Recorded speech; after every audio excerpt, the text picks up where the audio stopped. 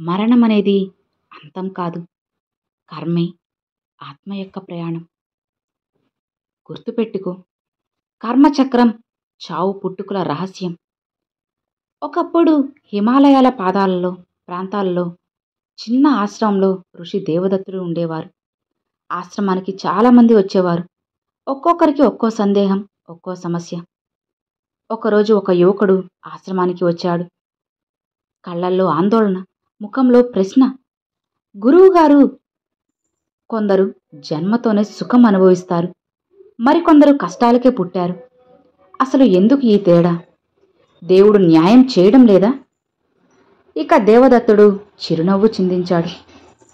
ఆ యువకుడిని దగ్గర కూర్చోబెట్టి ఇలా అంటాడు, ఇది దేవుని అన్యాయం కాదు బిడ్డా, ఇది మన కర్మ ఫలితం. నీ గత జన్మలో చేసిన పనులు నీ ప్రస్తుత జన్మలో నీ జీవితాన్ని తీర్చిదిద్దుతాయి. కర్మ అంటే ఏంటి? ఇక దేవదత్తుడు చల్లగా నీళ్లు తాగి ఒక కథ చెప్పారు. ఒకరోజు ఒక రైతు 2 విత్తనాలు వేశాడు. ఒకటి మామిడి చెట్టు, మరొకటి వేప చెట్టు. కాలం గడిచింది, వర్షం పడి మొలకలెత్తాయి. ఇక మామిడి చెట్టు తీపి ఫలాలు ఇచ్చింది, వేప చెట్టు చేదునిచ్చింది. ఇక ఇప్పుడు రైతు తినబోయేది ఏది అంటే తను వేసిన విత్తనం ఫలితమే. అలానే మనం చేసే ప్రతి ఆలోచన, మాట, పని అన్నీ విత్తనాలే. అవి కర్మ విత్తనాలు. అవి నేడు వేస్తే రేపు మన ఫలితం అవుతాయి. ఇక యువకుడు తల ఊపాడు. అంటే నా కష్టం నా పాపఫలమా గురువుగారు? ఇక దేవదత్తుడు నవ్వుతూ అంటారు, కష్టం శిక్ష కాదు బిడ్డా, అది శుద్ధి. నువ్వు చేసిన దాన్ని సరిచేసుకునే అవకాశం. దాన్ని భయపడకు, నేర్చుకో. చావు పుట్టుక ఎందుకు జరుగుతాయి? దేవదత్తుడు మళ్ళీ ఇలా అంటారు, మన కర్మ పూర్తిగా తీరనప్పుడు ఆత్మ కొత్త శరీరం తీసుకుంటుంది. పుట్టుక అనేది శిక్ష కాదు, అవకాశం. చావు అనేది అంతం కాదు, మార్పు. ఆశ్రమం దగ్గర ప్రవహిస్తున్న నది వైపు చూపించి ఆయన ఇలా అంటారు, ఈ నీరు నది నుంచి సముద్రానికి పోతుంది, అక్కడ మబ్బులైపోతుంది, మళ్ళీ వర్షమై భూమికి వస్తుంది. అలానే ఆత్మ కూడా కర్మల వలయంలా తిరుగుతుంది. చావు పుట్టుక, మళ్ళీ జీవితం. యువకుడు మౌనంగా వింటాడు. దేవదత్తుడు కొనసాగించాడు, కర్మ అంటే కేవలం మన పని కాదు, మన ఉద్దేశం కూడా. కర్మలో భాగం మనసు శుభంగా ఉంటే ఫలం కూడా శుభంగా ఉంటుంది. అందుకే భగవాన్ శ్రీకృష్ణుడు ఇలా అంటారు, కర్మేణే వాది కారస్తే మా ఫలేషు కదాచన. నీకు కర్మ చేయడం మాత్రమే హక్కు, ఫలితం గురించి ఆలోచించకు. ఇక శిష్యుడు అంటారు, గురువుగారు, మనం పాపం చేసినవాడు తప్పించుకోలేరా? ఇక దేవదత్తుడు సున్నితంగా నవ్వాడు. తప్పించుకోలేడు, కానీ సరిచేసుకోగలడు. క్షమాపణ, దానం, సేవ, భక్తి ఇవి కర్మని శుద్ధి చేసే మార్గాలు. ఎవరైనా మనస్ఫూర్తిగా మంచి పనులు చేస్తే వారి పాపకర్మలు కరుగుతాయి.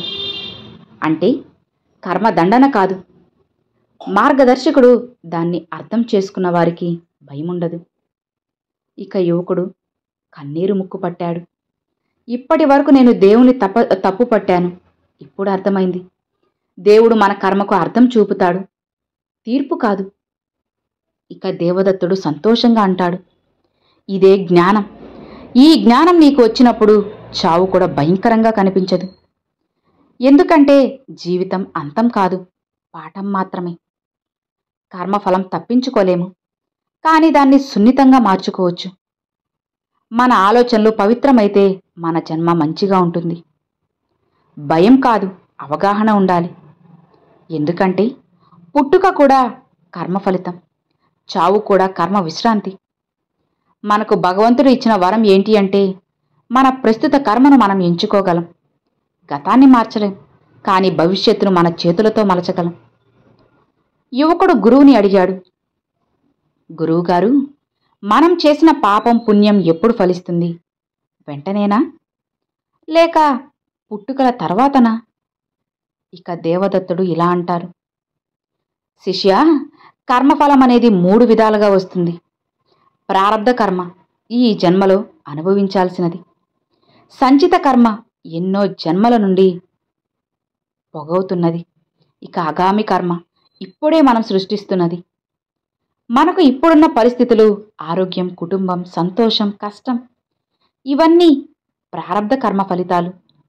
కానీ ఈ క్షణంలో నువ్వు ఎలా ఆలోచిస్తావో, ఎలా ప్రవర్తిస్తావో అది నీ ఆగామి కర్మని నిర్మిస్తుంది. కర్మ అనేది శాపం కాదు, అది నీ భవిష్యత్తును రాసే కలం. నువ్వు నేడు దయతో, సత్యంతో, ప్రేమతో జీవిస్తే నీ తదుపరి జన్మ ప్రకాశవంతమవుతుంది. అప్పుడు యువకుడు మరో ప్రశ్న అడిగారు. మరణం గురించి విన్నప్పుడు నాకు భయం వేస్తుంది గురువుగారు. చావు అనేది అంతమేనా? ఇక దేవదత్తుడు సాయంత్రపు సూర్యాస్తమయం వైపు చూపించాడు. ఇలా చూడు, ఈ సూర్యుడు ఇప్పుడు అస్తమిస్తున్నాడు, కానీ రేపు మళ్ళీ ఉదయిస్తాడు కదా. అచ్చు అలానే చావు అనేది కేవలం శరీరానికి అంతం, ఆత్మకి కాదు. మరణమంటే ఆత్మ పాత దుస్తులు వదిలేసి కొత్త దుస్తులు ధరించడం. భగవద్గీతలో కృష్ణుడు ఇలా అంటాడు, వాసాంసి జీర్ణాని యదా విహాయ ననాని గృహనాతి నరోపరాణి. పాత దుస్తులు విడిచి కొత్తవి వేసుకున్నట్లు ఆత్మ కూడా పాత శరీరాన్ని వదిలి కొత్తది తీసుకుంటుంది. అందుకే చావు భయంకరం కాదు, అది విశ్రాంతి, పుట్టుక కొత్త అవకాశానికి తలుపు.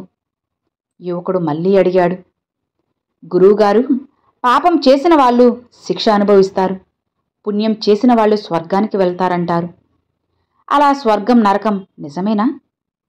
ఇక దేవదత్తుడు చిరునవ్వుతూ అంటారు, స్వర్గం నరకం ఎక్కడో ఉండవు, అవి మన మనసులోనే ఉంటాయి.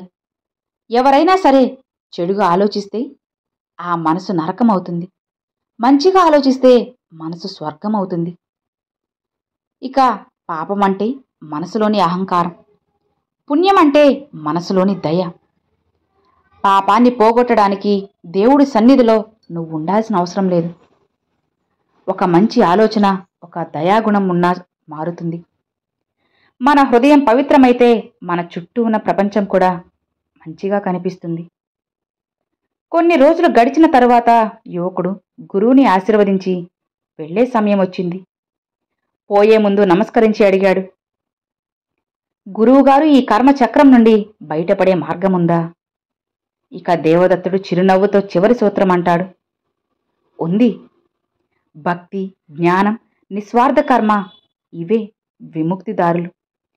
నువ్వు కర్మ చేస్తూ దాని ఫలానికి బంధింపబడకపోతే క్రమంగా ఆ బంధం కరిగిపోతుంది.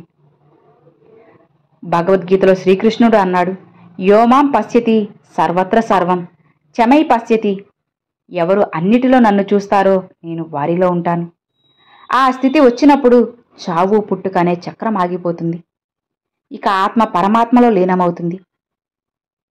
అదే మోక్షం, అదే నిజమైన స్వేచ్ఛ.